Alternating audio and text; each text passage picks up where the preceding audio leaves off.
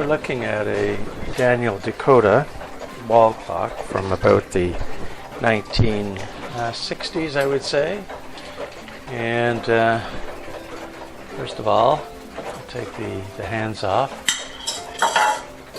The minute hand comes off fairly easily. Our hand seems to be a little stuck. Just let me get a better grip here. It's pretty solidly on. There are 4 screws that have to be released before the movement comes out, so I'll just get a flathead screwdriver. And we'll start with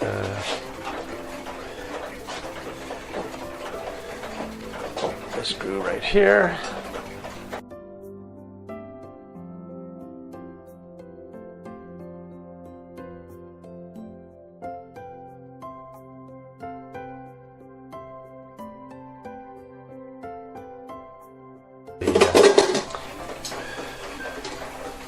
And the time side we're running.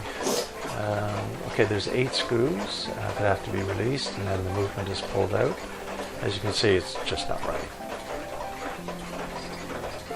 But before we take the movement out, let's give the strike side a couple more tries. I'm going to wind both sides anyway, just to double check to see if the time side is running.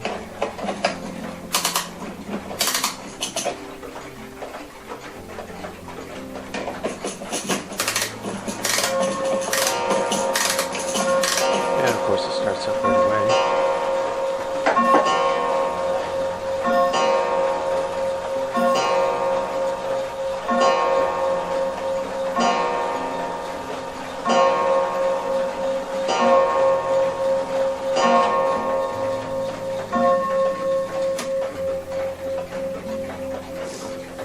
We'll put the minute hand on and see if it strikes.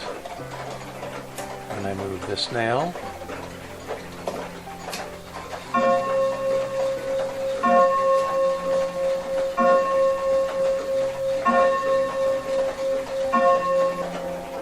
Okay. One more time.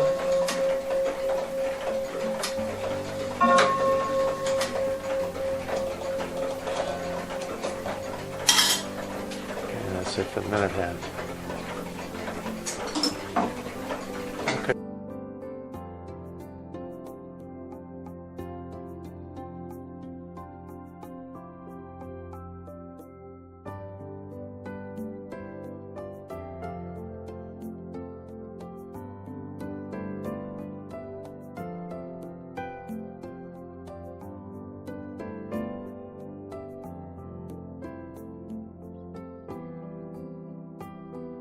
And then slide it out of the case. Take the case out of the way so we can work on the movement.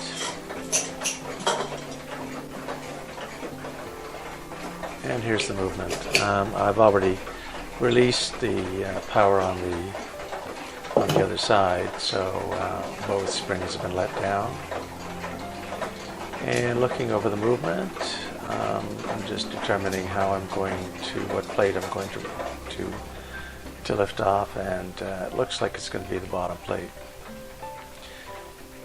But before we do that, we'll take some of the front components off.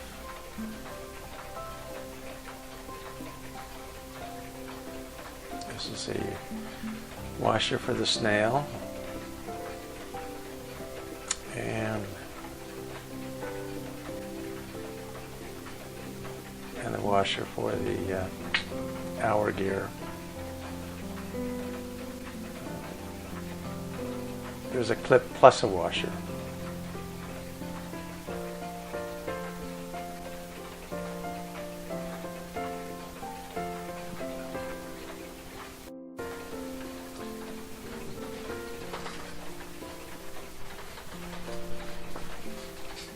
Okay, so there's a spring that holds the rack.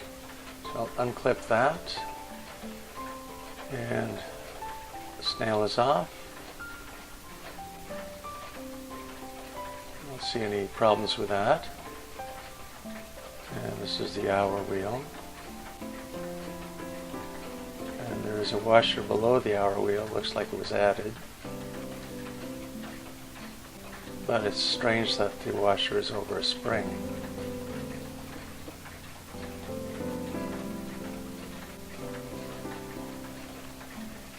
Okay.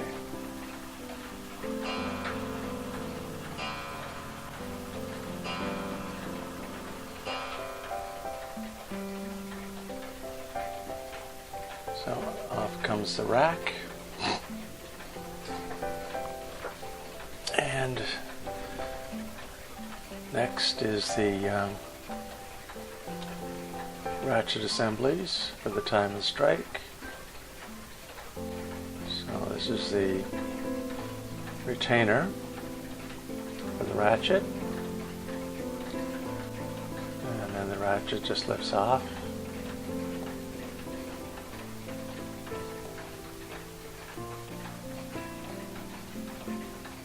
Okay, just thought maybe there's a little bit of tension on it, but no, there isn't. So let's just take that ratchet off. And same with the other side.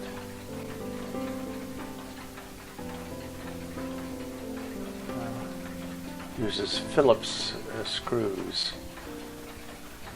Never seen that. You won't find them on a German or English clock.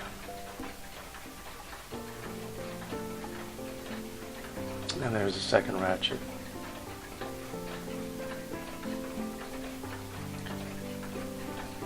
I'm sure these pull off, but we'll just leave them for now. And then turn it over. And take the clips off for the barrels.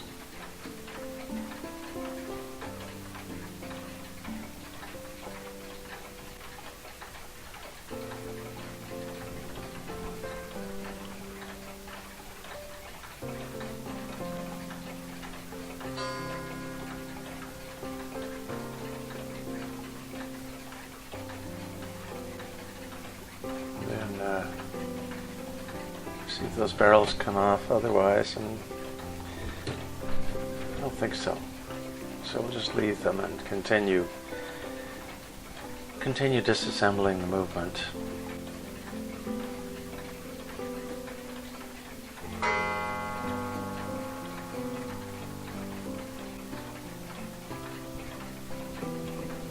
Okay, let's continue.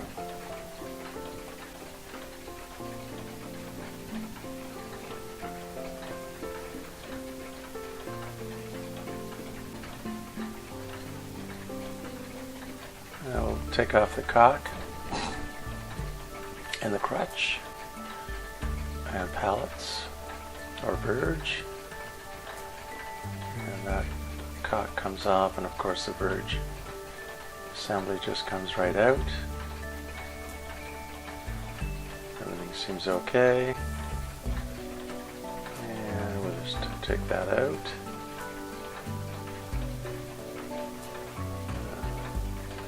Everything looks okay.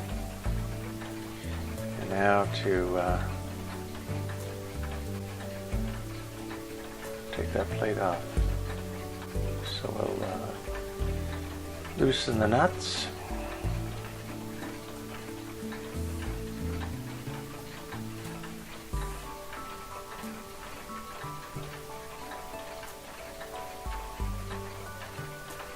Sometimes they're a little stiff.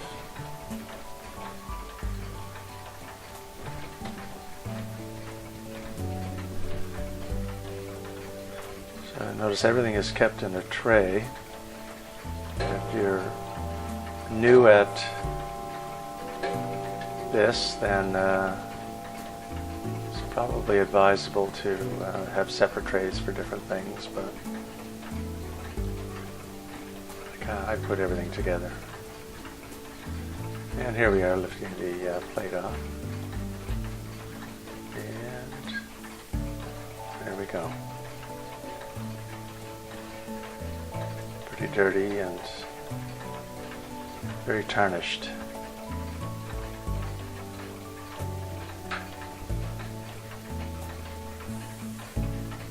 And looking at the movement, I can't see anything out of the ordinary. Again, the plate's very tarnished. Okay, so we'll start with the fly, which is kind of unusual. It's kind of like it extends like an umbrella when the fly is spinning, slows the train down. But before I do that, I always take a few pictures, and that way I can refer to the pictures if I have some confusion about where something goes.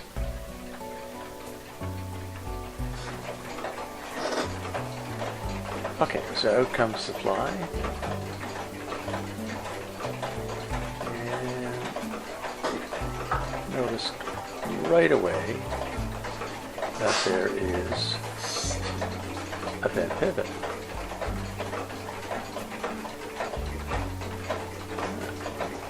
It's clearly bent,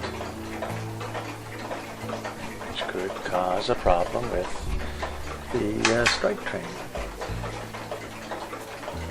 Next is the stop wheel, or the warning wheel with the pin.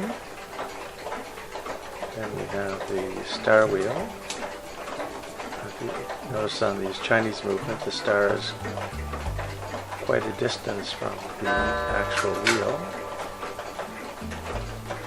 And then we have the second wheel.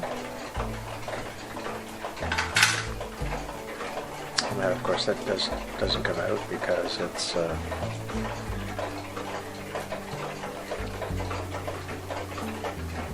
that is the escape wheel.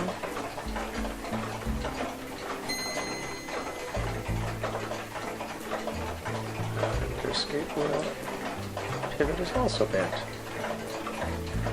There we go, bent pivot. So two bent pivots. Might be why that time side is not working. And here's the third wheel, center cannon, and of course the second power wheel. And to take the barrels out, I have to take that center gear out.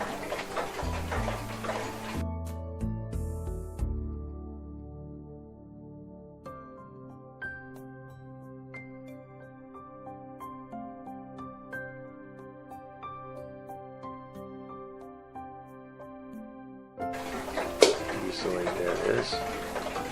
That's the pin. That in the tray. And it's got a washer that sits above the spring. And then that gear comes off.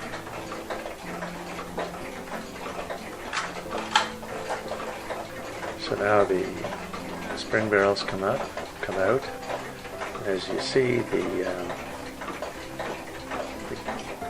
actual wheel is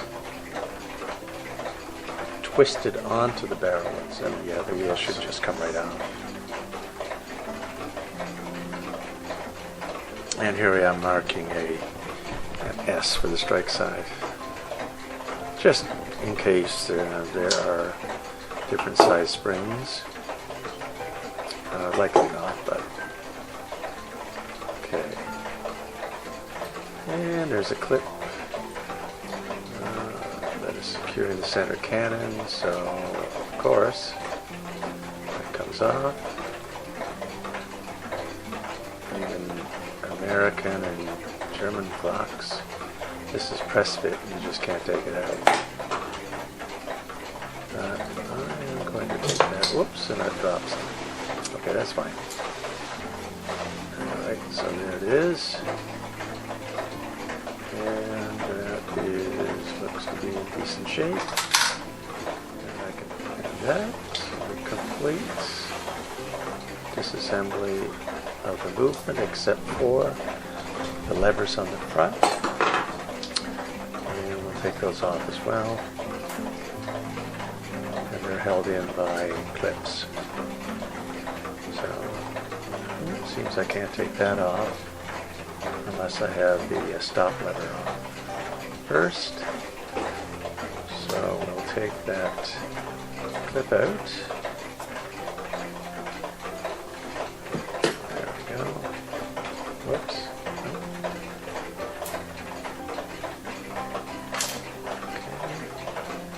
And that won't come out unless I have the stop lever out. So let me see here. Nope. It's not going to work. Okay. Let's take that stop lever off.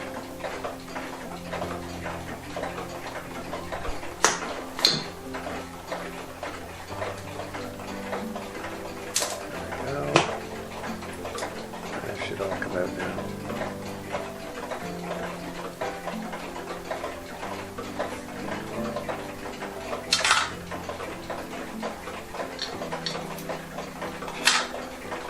There it is. Next is cleaning the plates and gears, pegging the pivot holes, and checking for wear.